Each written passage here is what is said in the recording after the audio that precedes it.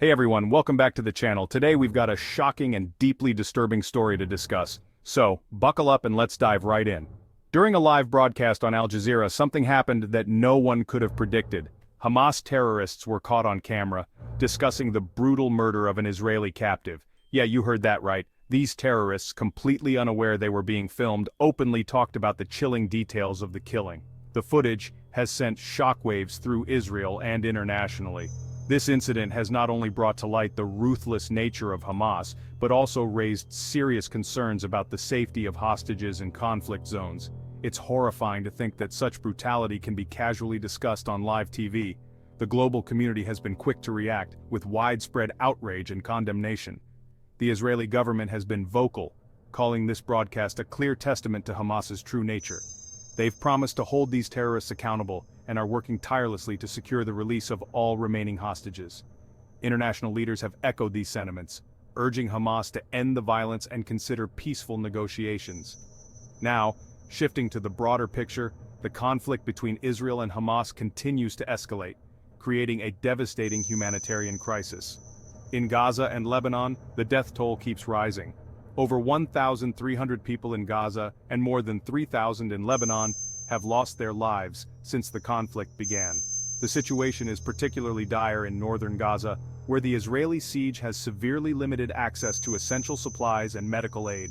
Civilians are trapped, facing shortages of food, water, and medicine.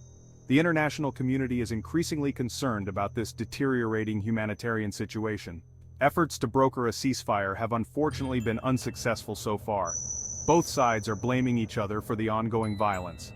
The United Nations has called for an immediate end to hostilities and emphasized the urgent need for humanitarian aid. And, in another twist in this complex situation, Al Jazeera is defending itself against allegations made by the Israeli military. Israel claims that 6 of Al Jazeera's journalists in Gaza are affiliated with Hamas and Palestinian Islamic Jihad. Al Jazeera has denied these claims, calling them unfounded and fabricated. They argue that these accusations are aimed at stifling journalistic freedom and distorting the realities of the war in Gaza. Al Jazeera has highlighted the severe restrictions imposed by Israel on media access to Gaza since the beginning of its offensive, which started on October 7, 2023. The Committee to Protect Journalists has criticized Israel for making similar unsubstantiated claims against journalists in the past. Al Jazeera continues to call for the safety and protection of its journalists, emphasizing that journalism is not a crime. They remain committed to providing accurate and impartial coverage of the conflict, despite ongoing threats and accusations. So, that's the latest on this unfolding situation. It's a stark reminder of the brutal realities of conflict and the critical role of journalism in bringing these stories to light. If you found this video informative, make sure to subscribe, share, and give me a like. Thanks for watching, and I'll see you in the next one.